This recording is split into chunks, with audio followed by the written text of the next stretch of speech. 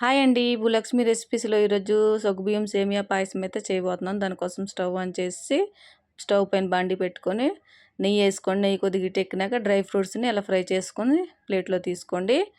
అందులోనే ఒక కప్పు సేమియా అండి ఫ్రై చేసుకొని అందులో 2 కప్పులు వాటర్ అయితే వేసుకోండి. 1 అవర్ నేను నానబెట్టుకున్న సగ్గుబియ్యం అండి వేసుకుంటున్నాను. హాఫ్ కప్ అండి వేసుకొని అలా ఒకసారి కలుపుకొని మూత పెట్టేసుకోండి. 50% ఉడికితే సరిపోద్దండి. చూడండి ఇలా ఉడికినప్పుడు హాఫ్ లీటర్ మిల్క్ అండి బాయిల్ చేసుకొని వేసుకుంటున్నాను.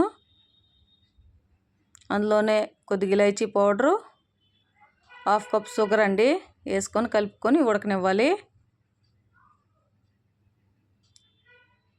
డ్రై ఫ్రూట్స్ వేసుకోండి ఫ్రై చేసిన. జస్ట్ అలా కలుపుకొని అంతేనండి. ఎంతో టేస్టీ అయిన సేమియా సగ్గుబియ్యం పాయసం రెడీ.